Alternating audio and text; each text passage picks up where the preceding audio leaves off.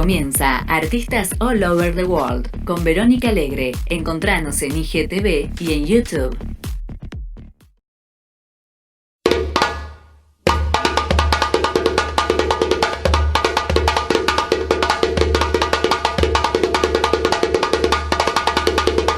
Buenas, estamos en Artistas All Over the World y hoy tenemos un invitado. Él se llama Sebastián Dutrach. Él es empresario, productor, asesor de programación y producción artística del Teatro Nacional Cervantes, de acá de Buenos Aires, digamos, y además también es dueño del Teatro Picadero. ¿Cómo estás, Sebas? Bien, todo muy bien, Verónica, gracias. Bueno, me alegro. Bueno, en este momento, acá por lo menos en Buenos Aires, los teatros están cerrados. Sé que hay tratativas del gobierno para que se abran, pero bueno, todavía no se sabe nada, ¿o sí?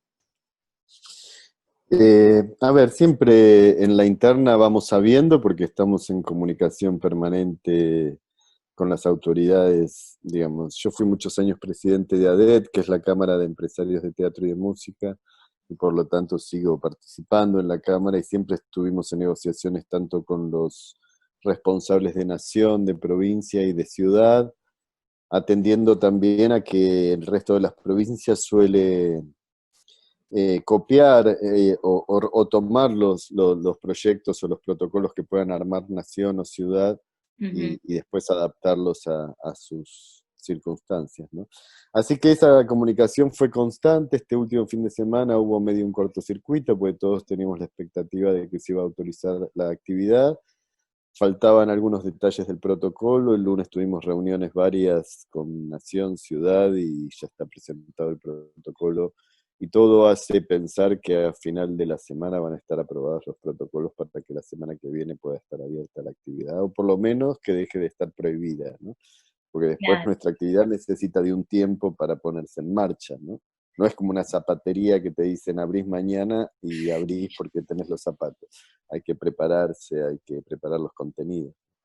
Claro, hay que preparar los contenidos, tal cual. Y, por ejemplo, en España ya están abiertos los teatros, a mitad de foro, quizás menos, pero bueno, han abierto. No, en España, en lo que es el verano de allá, en julio, empezaron a abrirse los primeros espacios al aire libre, y ya en septiembre, que sería el comienzo de la temporada de otoño, que sería nuestro marzo-abril, hubo apertura de teatros, en algunas ciudades con 75% de autorización, en otras con 60, 50, cada ciudad de acuerdo a cómo estaba el tema epidemiológico. Y ahora con el rebrote hubo cierres en algunos lugares como Barcelona y Mm, se mantiene Madrid abierto y la verdad que la gente mientras están abiertos está respondiendo, va. Y claro. la otra cosa muy importante es que en las estadísticas del Ministerio de Cultura en España no hay ninguna situación de brote de contagios en los espacios culturales, ¿no? O no Mm, sé si hubo una, ¿no? Digamos, cuando cualquier otra actividad tiene muchas más. claro. Y contanos un poco cómo nació en vos tu pasión por el teatro. Viene de familia, soy hijo de productores de teatro y bueno, yo me dediqué al deporte, jugaba al Ah, vóley, inclusive selección nacional y profesional, y nada, pero el teatro siempre fue parte de mi vida y un día, en un verano que tenía libre, me propuse ayudarle a mi mamá con una producción y a partir de ahí me puse a trabajar. O sea que qué bueno, desde qué los bueno. 18, Porque 19 podrías empecé a haber dicho, pasar. no, bueno, mi familia se dedica al teatro, pero yo no. Pero después te No, empezó no, a por picar supuesto. el A bichito. ver, siempre estuvo el teatro. En el medio también es verdad, yo viví 10 años en España, estudié unos años ciencias económicas, después lo dejé, me recibí de kinesiólogo, soy osteópata. Ah, mira, Digamos, hice varias otras cosas y además, bueno, el deporte formó parte de mi vida muchos años, ¿no? Digamos, entrenando a nivel profesional y eso, con un deporte que no es totalmente profesional como el vóley. Es decir, que hice mis cosas, pero el teatro siempre estuvo ahí y fue quien terminó ganando la partida. ¿y cuál fue el clic que te hizo dedicarte al teatro? ¿Viste? Muchas veces pasa que hablo con los actores y me dicen, no, vi una obra y ahí en ese momento dije, no, ahora yo me quiero ser actor. A ver, nunca me gustó el escenario, así que nunca me pensé actuando, ¿no? Ujú. Sí en el hacer que todo funcione. He puesto luces y he hecho un Ah, montón de trabajos técnicos y coordinaciones técnicas, donde tuve mucha experiencia, sobre todo en España, eh, viajando con muchas giras, ¿no? Pero la verdad que fue el primer día ese verano que le dije a mi vieja de ayudarla con una producción y me puse a trabajar y ya no paré. ¿y qué obra era Y esa? mira, era una obra que se estrenó en el Festival de Mérida en España, era una obra de Fernando Sabater que se llamaba Catón, un republicano contra César, y trabajaba Eusebio Poncela, en ese era el protagonista. Y después antes había hecho la había ayudado en alguna cosa de producción por allá, y después ya a partir de esa experiencia ya me puse, a partir del año 91, ya me puse a trabajar más de pleno con el teatro. Ujú. Desde el 89 más o menos venía haciendo cosas, y en el 91 ya con dedicación más Ujú. full time. Y escúchame, ¿cómo es ser un productor en Argentina? Porque nosotros generalmente vivimos con inflación, o sea que, digamos, esa inflación vos la tenés que poner en los números. ¿Cómo es, digamos, dedicarse específicamente al teatro acá en Argentina con este contexto? A ver, hay varias cosas. Por un lado, los que hacemos teatro en Argentina tenemos una gran suerte, y es que tenemos un público profundamente teatrista. Sí. El público responde, ¿no? El público tiene interés por el teatro, ¿no? Así que en ese sentido, eh, eso es fundamental. Después, a ver, yo creo que cualquier actividad productiva contra la inflación, en un contexto donde, como el que tuvimos con el gobierno anterior, era inviable, digamos. Cuando digo el gobierno anterior me refiero a tasas altas, especulación financiera, digamos. Si vos tenías Levax al 70%, ¿para qué vas a producir teatro que tenés un riesgo altísimo, digamos? Mm, Porque el teatro, a diferencia, como digo yo, mi papá era textil también. Si vos fabricás pantalones y no les gustan al público, los rematás al 70 o al 50% de su valor y perdés la mitad. Si claro, vos haces una obra de teatro que no funciona, perdés el 120%, porque la tenés que bajar y tenés que cumplir los contratos hasta que firmaste antes de arrancar. Entonces, en ese sentido, eh, no hay ninguna razón lógica, digamos. Hay un término que se lo escuché a Carlitos Rottenberg y creo que define mucho la diferencia entre quienes somos empresarios teatrales, que más que empresarios somos teatristas, ¿no? mm, Y eso define que nuestros números no son fríos, son un poco más calientes en el sentido de las ganas y de lo que nos gusta, pero obviamente siempre con la conciencia de que uno lleva una estructura con mucha gente adentro, y claro. que esta estructura no tiene que chocar, ¿no? Así que Y sí. tratando de no hacer tonterías, pero no se puede pensar los números de esa manera, ¿no? Me Ujú. parece que la Argentina lo que tiene es que es como un gran electrocardiograma, Sí, y a nivel económico, y bueno, me parece que uno tiene que posicionarse y cuando te va bien guardar para cuando te va mal, y claro, así. claro. Y permanecer en el tiempo, que es lo más difícil en esta profesión. Ujú.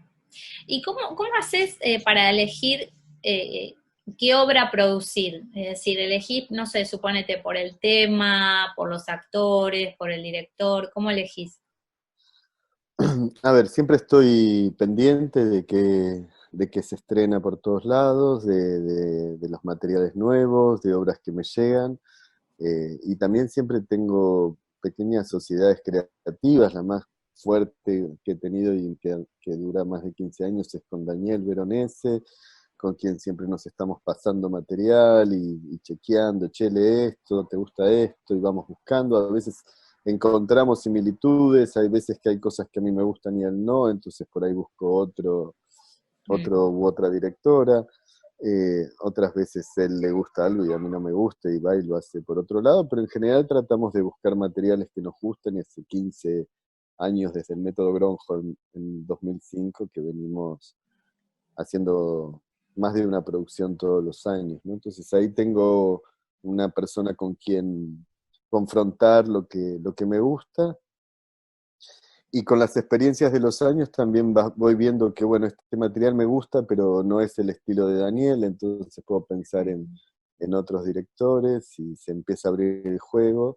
Y después te van llegando algunos materiales que te interesan, pero está claro que hay obras que sabes que si no las haces con figuras no van a funcionar, y Claro. hay otras obras que pueden ser más corales y que uno puede buscar actores más solventes que por ahí no tengan tanto cartel y que al tener un material tan sólido, bien hecho, podés aspirar al éxito sin un cartel fuerte, ¿no? Ujú. Entonces, en ese sentido, hay obras que solo tienen razón de ser si tienen el elenco adecuado, y otras obras que no. Entonces, Claro. muchas nacen por un actor, ¿no? Me acuerdo, perdón, Sí. hace unos años Pablo Compel me pasó una obra que se llamaba Dos Menos, que cuando la leí no me interesó nada, y él me dice, no, pero la estoy pensando para hacerla con Héctor Alterio y Pepe Sacristán, y la hacemos en Buenos Aires y en España. Ah, Dije, bueno, entonces sí, y la terminamos haciendo con Héctor y Pepe en Buenos Aires de abril a noviembre, y después hicimos un año y medio de gira y temporada en España, ¿no? Entonces hay proyectos que son ideales para que un actor se pueda lucir, aunque por ahí el texto no es tan interesante, y cobra importancia si el actor que uno quiere está disponible y se suma, claro. y si no, por eso hay muchas variantes para encontrar materiales, ¿no? Eh, Ujú. no sé, cuando Gael García Bernal me llamó, porque ya veníamos hablando para trabajar juntos, y un día me llama y me dice, quiero hacer esta obra en Buenos Aires. Bueno, no eran las que yo le había ofrecido a él. Él me trajo una obra y dije, bueno, cuando la leí dije que era sobre Fernando Pessoa, era un material complejo y no sé qué, y sin Gael no lo hubiera hecho. Claro. Sí, sí. Pero bueno, al estar Gael se resignifica, porque al lado de Gael de repente pude tener a Fernán Miraza, Rita Cortés, Vanessa González, Martínez Lipa, que se empieza a armar eh, un evento, ¿no? Que es distinto de un espectáculo teatral. Entonces, me parece que lo que uno tiene que encontrar es, eh, cada material tiene su lugar y su posibilidad, y si uno encuentra placer en hacerlo, lo que tiene que encontrarlo es el espacio adecuado, ¿no? Tanto Claro. desde lo económico como desde el lugar de exhibición, ¿no? Ujú. Así como hice coproducciones con teatros públicos o con festivales internacionales, con obras que acá se veían en el OFF con Veronese, hay otras obras que son sí o sí para calle Corrientes, como Toc Toc, y hay otras obras como El Loco y la Camisa, que pueden pasar del OFF a un picadero sin ningún Claro, que problema. esa vino del teatro under off de, creo que de Lanús o algo así, de zona sur, De Banfield, de sí, de Banfield. Banfield. Y después lo trajiste ahí al picadero.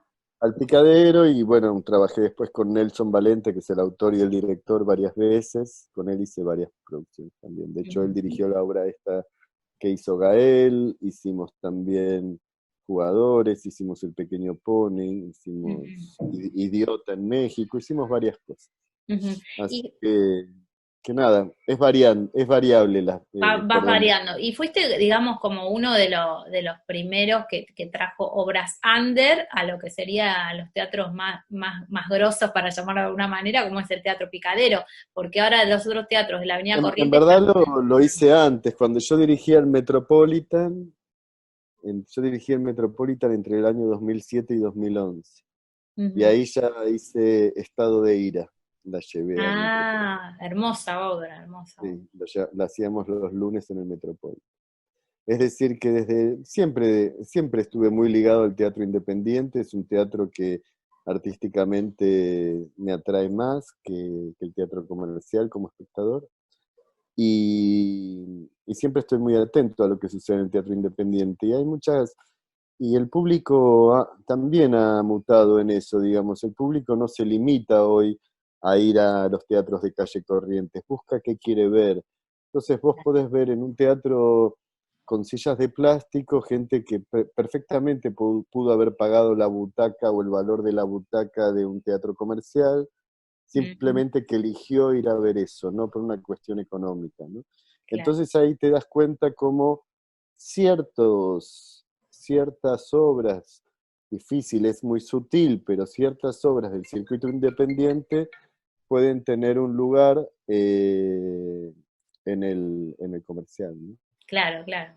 Pero me imagino, digamos, que también la primera vez que vos llevaste una obra de circuito independiente al comercial te habrán mirado como, este está loco. No, no sé si loco, porque enseguida funcionó. No, no, me parece que estuvo Pero fue un bien. quiebre, digamos, por lo menos a cómo se venía.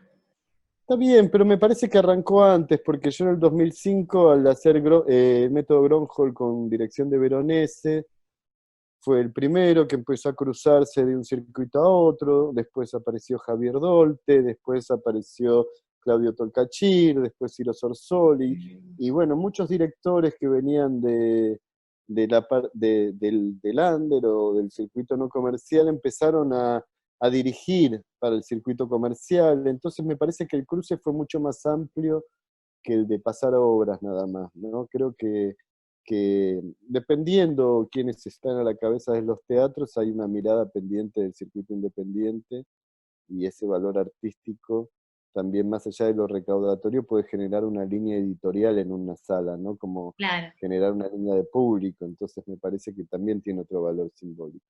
Ujú.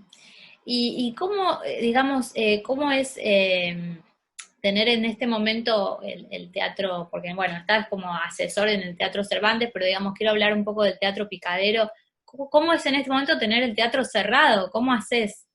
Bueno, a ver, nos fuimos adaptando mes a mes, ¿no? Digamos, de primer impacto se pidieron todas las ayudas que se pueden dar, es una evaluación de situación y con los ahorros uno va manteniendo los costos del edificio y del personal en relación de dependencia. Y desde abril que facturamos cero a mayo que empezamos a buscar nuestros contenidos que teníamos grabados con empresas, a empezar a hacer streamings primero desde las casas, después desde el teatro, y ir generando, nada, mucha inventiva con lo que teníamos. Fuimos generando algunos ingresos para darle más movimiento. Ahora ya abrimos también en la calle el restaurante, el bar, bueno, y estamos apaciguando el temporal, digamos, con ahorros, Claro. como está haciendo todos los empresarios pyme, por decirlo de alguna manera, en muchísimos rubros, no solo en el nuestro. Ujú.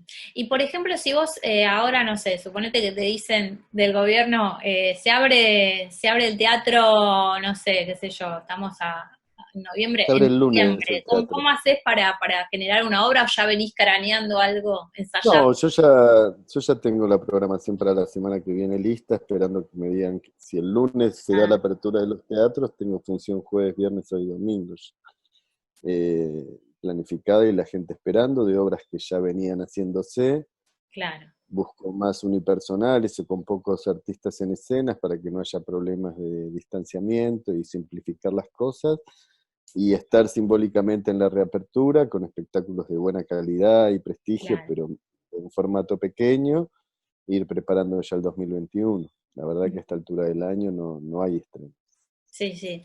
Y, por ejemplo, en Brasil estuve hablando con una actriz brasilera, me decía que se usa mucho el streaming en los teatros, es decir, que actúe Sí. solamente un actor, pero bueno, que haya cámaras y eso se lo vende, digamos, para el público. ¿Esto también es algo que piensan Eso se hacer? hizo, yo lo hice en el teatro en todo este tiempo, pero bueno, también es verdad que depende de quién tiene capacidad de convocatoria en streaming, no todo el mundo, ¿no? Claro, Las Cuanto más teatral y más elaborado es, menos funciona el streaming. En general el streaming se va más al formato televisivo, que tiene que ver más con lo popular y claro, con la conexión entre el artista y- y su público más directa, ¿no? El hecho teatral más elaborado es el que menos lugar tiene en el streaming, ¿no?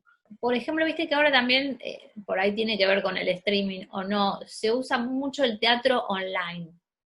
Obviamente que no es lo mismo que el teatro, pero bueno, está en este momento. ¿Vos estás a favor, estás en contra? ¿Qué te pasa con eso? Me parece que no es una cuestión de estar a favor o en contra. Creo que hemos vivido una crisis mundial eh, que por estar adentro no la podemos dimensionar, pero de proporciones inmensas. Estamos hablando de crisis económicas más grandes de los últimos 100 años. No, no es una tontería, ¿no? Cuando uno estudiaba la revolución industrial y te Mm, imaginabas cómo podía hacer eso. Bueno, en una pandemia, cuando pasen 10, 20 años y nos miren a la distancia o nos miremos a la distancia. sí, sí, Ojalá, bueno, nada, la realidad es que ante una situación así uno sale con lo que tiene a mano y nada es criticable. Menos, lo que no tenés, lo que hay que hacer es respetar los derechos de todos los involucrados, por claro. supuesto. Eso sí es respetable en cuanto a respetar los honorarios de quienes hicieron ese trabajo, digamos, y ser solidario, porque la única salida de una situación así es solidaria, nunca individual. Entonces, desde ese lugar me parece que nada es criticable, es lo que se puede con lo que tiene cada uno y buscando alternativas para paliar este momento. Me parece que lo artístico puede quedar relegado para un momento de búsqueda en otro momento, digamos. Ujú, Sí, ujú. y uno sabe, el público sabe también y muchas entradas se compran porque saben que de esa manera Para están ayudar, ayudando claro. a un sector que está totalmente detenido y que, y que uno como consumidor de cultura quiere que cuando esto pase los artistas sigan vivitos y coleando, ¿no? Y Claro. Y sí, que se- sí, sí. puedan seguir haciendo su trabajo.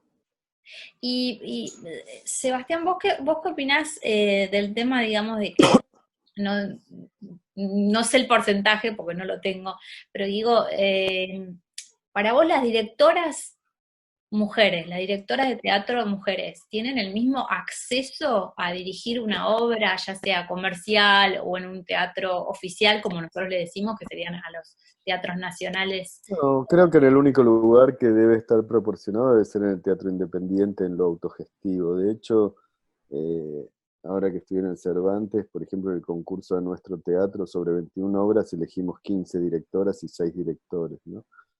Porque entendemos que hay una reparación histórica a Mm, realizar y creo que claramente, como en otros sectores de la sociedad, son soluciones que se empiezan a arreglar con cupos hasta modificar una inercia y después el cupo pasa a ser innecesario, ¿no?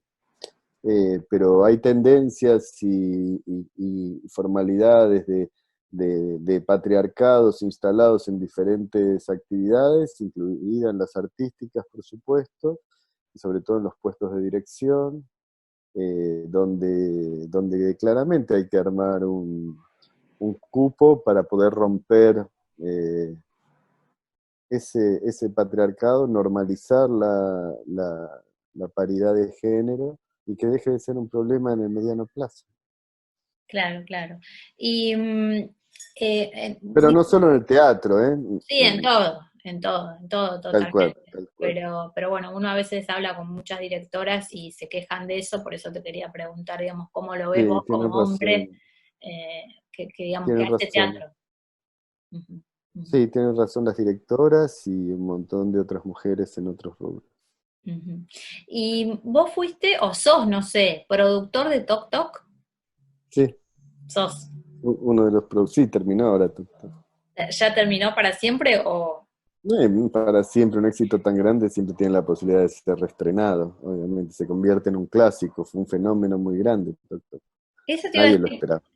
¿Por qué, digamos, ahora visto a la distancia, por qué pensás que fue un éxito Tok Tok? Además, obviamente, de increíbles actores. No sé, uno puede pensar a la distancia porque fue un éxito Brujas o porque fue un éxito Salsa Criolla.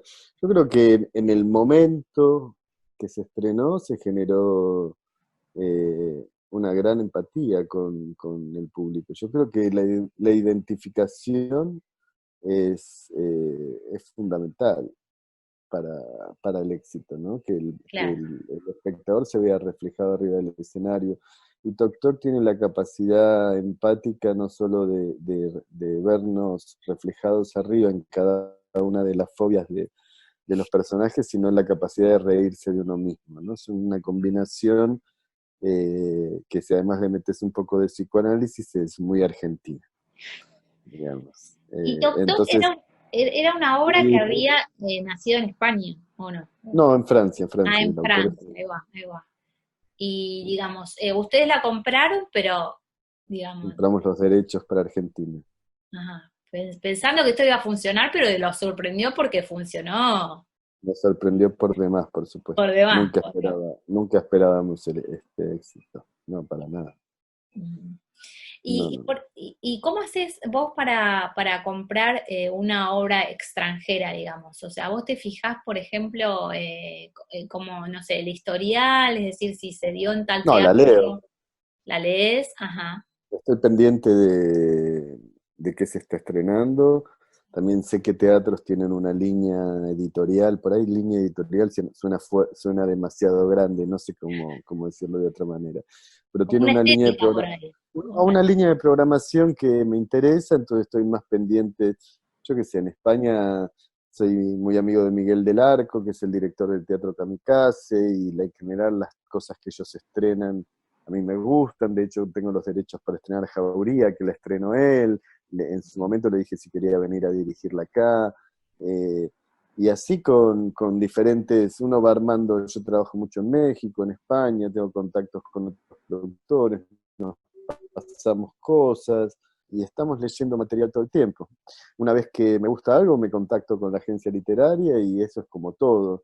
El que puja más, y la agencia mirará por los derechos del autor. Está bueno el teatro, el productor tiene trayectoria, y a partir de ahí te pide un adelanto y se negocia y te dan los derechos en exclusiva o no.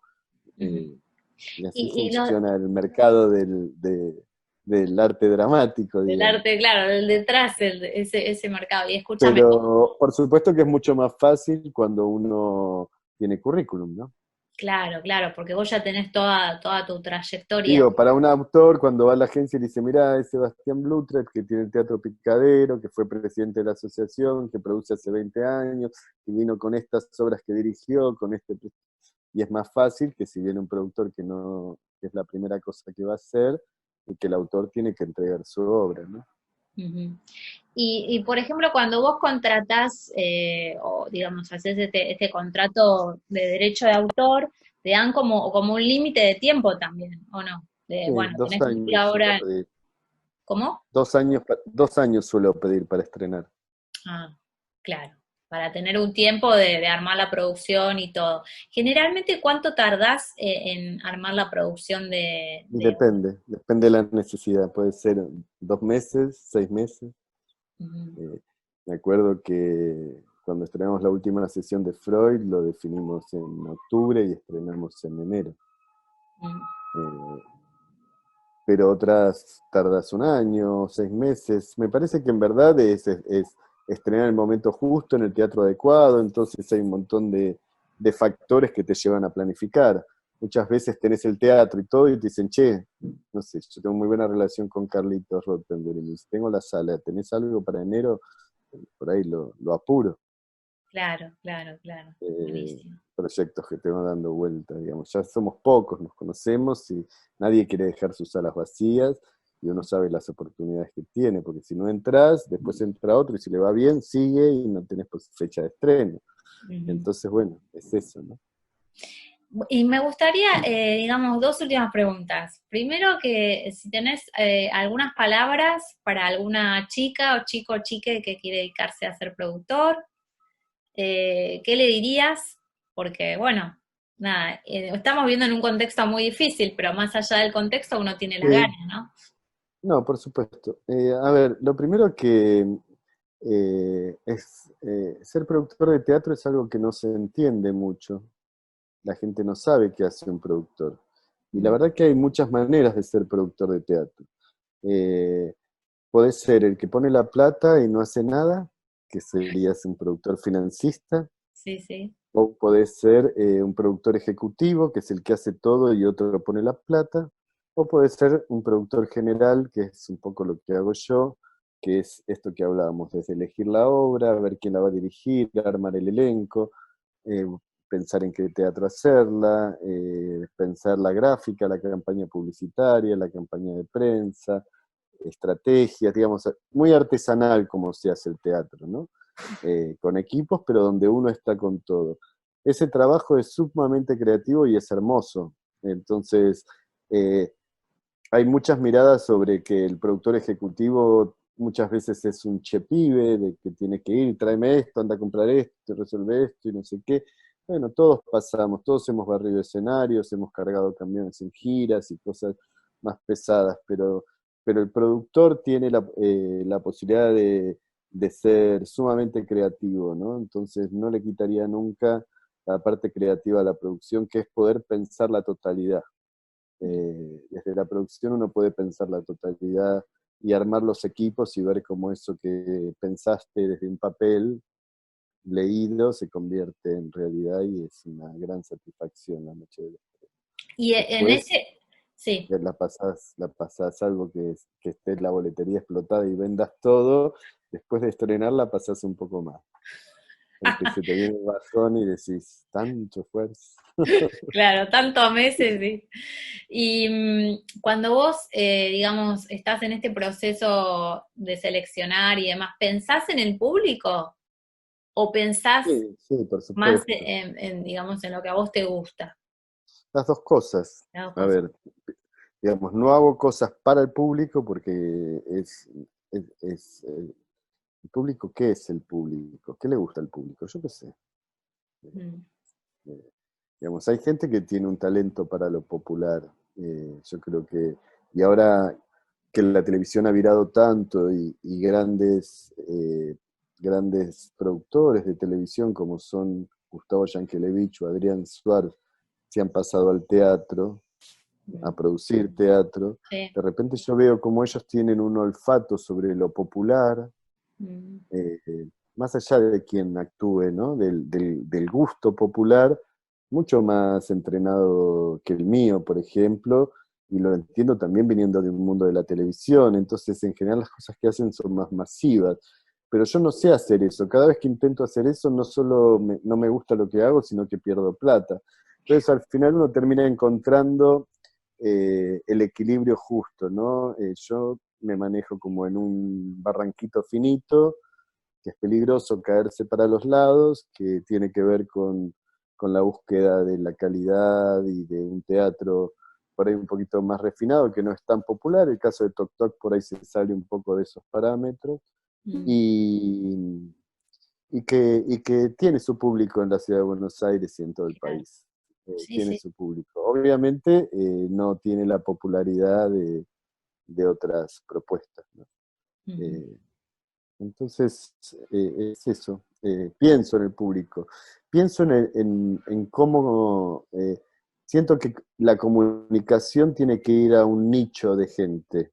Digamos, no se puede salir en una ciudad tan grande como la nuestra a comunicar en general, mm, porque cuesta una campaña publicitaria cuesta una fortuna. Nosotros como obra de teatro no podemos pagar la campaña publicitaria de un par de zapatillas que se claro. lanza. Sí, sí. Eh, nosotros, es mucho más acotado lo que podemos publicitar, entonces tiene que ser muy dirigido.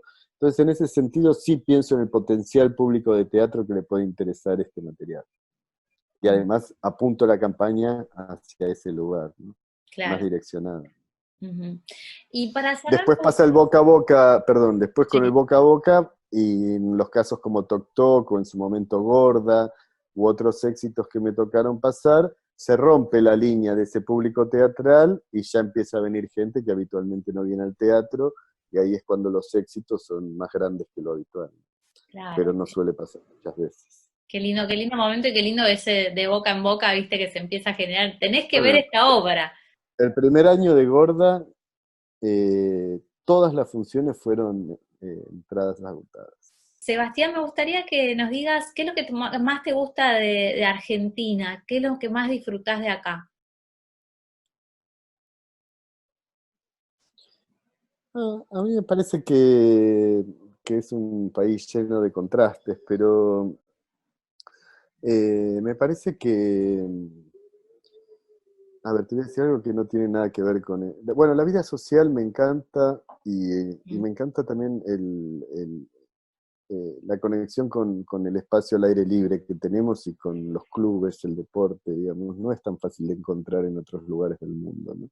Cuando vivía en España, de repente no tenés la cercanía de decir, bueno, ¿dónde encontrás una actividad de esparcimiento de aire libre, sobre todo con hijos y con, ¿no? La estructura de clubes y esas cosas me parece maravillosa en Argentina, es un tejido que hay que preservar mucho, por todo lo que conlleva para la infancia y las amistades, ¿no?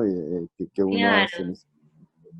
Eh, y después, bueno, me encanta, somos muy abiertos, ¿no? Las casas se abren mucho en Argentina, a diferencia de otros lugares del mundo. Mm, Eh, Uno sí, invita sí, a casa, sí, eso me sí, gusta mucho. sí, sí, somos muy Y amigueros después, acá. bueno, y después hay cosas que ya no las aguanto más, pero bueno, es así. ¿Qué es lo que no aguantás más de acá? No, me parece que cuando uno ya pasó más varias décadas un par de décadas de adultez o de vida laboral, ¿no? Más allá que no es casualidad y que tiene que ver con los destinos del país y con acciones concretas que fueron haciendo siempre la misma gente, no importa cuál sea el partido, ¿no? Vos podés tener un peronismo neoliberal con Menem o un macrismo, eh, nada, después vienen, con todos los errores y aciertos, después viene la reconstrucción, siempre. Claro, Y es un plomo, sí. es un plomo, ¿no? Porque me tocó vivir en España y la realidad que entre un cambio de un gobierno socialista o al gobierno del PP, que sería la centroizquierda y la centroderecha, hay cambios, pero no hay cambios de fondo. Mm, No te inestabilizan la vida. claro. Y en ese sentido, bueno, hace que sea más cansador, pero Mm, también, bueno, Argentina en ese sentido sigue siendo un lugar de oportunidades, ¿no? Siempre. Me parece que somos reemprendedores los argentinos y que, y que hay muchas posibilidades de que nos vaya bien. Lo que pasa es que también después de muchos años vienen los vientos, te soplan y te caes. Y en y otros países no. cada vez te empujan más, ya es una cosa que uno Por termina eso, en el suelo. por eso te digo. Y en ese sentido, en los otros países la estabilidad, ¿no? La Claro. inestabilidad genera como una gran creatividad y la estabilidad por ahí te adormece un poco, pero bueno, habría que buscar un equilibrio, ¿no? Ni tanto ni tampoco. Creo que nuestra inestabilidad es demasiada para emprender, demasiada. Sí, sí, Entonces, en ese sentido, tampoco digo la quietud de no hacer nada o de un país aburrido, pero tampoco este nivel de, de movimiento. sí, sí, eso es muy agotador. Sí, sí, sí. Bueno, muchísimas gracias por la nota y me gustaría, digamos, que nos adelantes lo que puedas adelantar del Teatro Picadero, de Mira, las... el picadero, ahora arrancamos con La suerte de la fea, que va a estar los jueves, es un monólogo de cartoon Ah, que protagoniza Poli Duritsky, dirigida por Paula Rasenberg. Los viernes va a estar un comediante que hace stand-up que se llama Nana Nutria. También estamos buscando público joven, pensando en que por ahí el público más adulto tenga más miedo de salir al claro, principio. ¿verdad? Los sábados va a estar Encarnación Escurra con Lorena Vega, que es un espectáculo que está muy bien. Y los domingos va a estar María Merlino con Nada del amor me produce envidia. Y a partir de enero haría el estreno de Jauría, que tenía previsto para marzo y se atrasó, ¿no? Por la pandemia. Así que ahí vamos armando y también inauguré en la terraza del Picadero, que es un espacio al aire libre, una Ah, qué lindo. especie de café concert, donde este fin de semana, viernes y sábado, está Alejandro Viola de Los Amados haciendo unos boleros y se puede cenar o tomar unos tragos, así que Ay, qué bueno. estamos tratando de movernos todo lo que podemos dentro de lo que la ley permite y Y con sí, mucho sí, cuidado. sí, sí, totalmente. Yo creo que en un tiempito corto ya se van a habilitar los teatros, calculo que sí. La semana que viene pareciera ser. Ojalá, ojalá que sí. Bueno, muchas gracias por la nota y bueno, que sigas con todos los éxitos y que abran nuevamente el teatro.